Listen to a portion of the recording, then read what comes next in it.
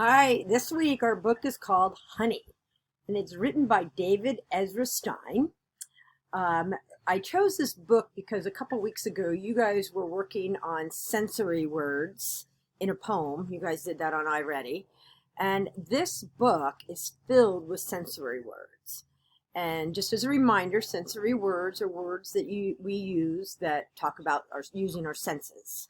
So we have our sight, hearing, smell, touch, and taste. And this has got honey in it, so I bet he's going to taste some honey.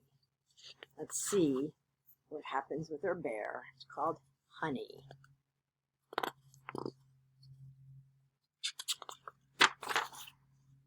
And he has dedicated the book to bees.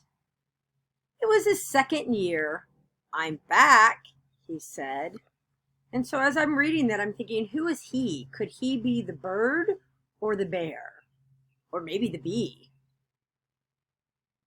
You know, this book is mostly about the bear since he's on the front cover, and it's honey, although it could be the bees, but I think it's the bear who was talking. And then look, it is the bear. His stomach growled like another bear as he dug and scraped for things to eat. He remembered honey.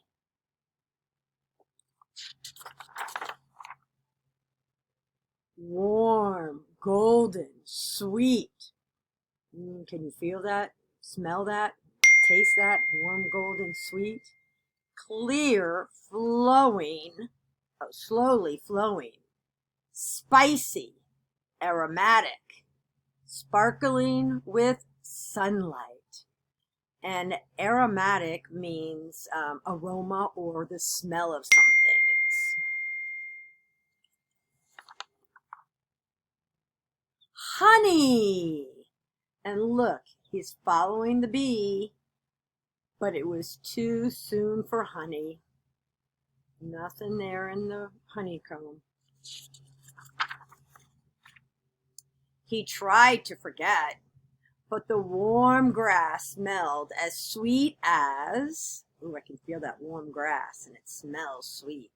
And the sap seemed as sticky as, sticky is how it feels. There's another sensory word.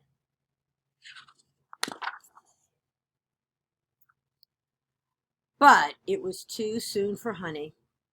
The days turned hot and still. Clouds cracked and grumbled in a heavy sky.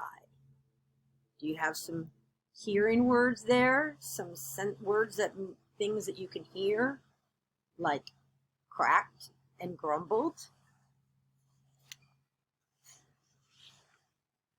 With a rush came the rain. He had forgotten how good rain could be. It splattered on his head and shivered down his back. Can you feel that rain splattering on his head and shivering? And after it was hot and still again, but still not time for honey. Ouch! Uh-oh. I guess that's a feeling. Busy bees don't like to be bothered. Now, it doesn't say the bee bit him or stung him. However, when he says ouch, and we know bees don't like to be bothered, and we know bees sting, I can infer that the bee stung him on his nose. He soaked his muzzle in the water, and from that picture, I see he's putting his nose, and muzzle is another word for nose. It was good and cool. More feeling words. Cool.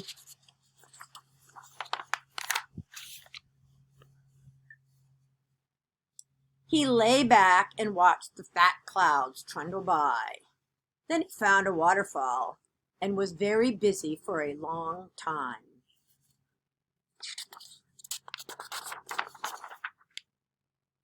One day he heard a buzz, and in a flash he ran. He heard the buzz. That sensory word tells him, I bet I'm going to predict the honey is ready. It was time for honey. Ooh, I was on the right track. Warm, golden, sweet, clear, slowly flowing, spicy, aromatic, sparkling with sunlight, honey. Just as good as he remembered it.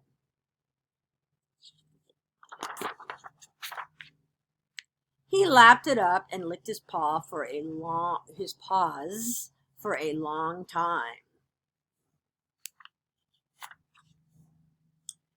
The nights cooled and the days grew crisp. Was another sensory word, how it feels, and also crisp means a chill in the air too. That word crisp there. A sleepy bear sat and remembered the summer and thought how good it had been. I hope you enjoyed that book, honey, and I hope you heard a lot of those sensory words, sorry. And maybe the next book you read, or the next couple books, see if you can find some sensory words in the books you choose to read. Have a great day.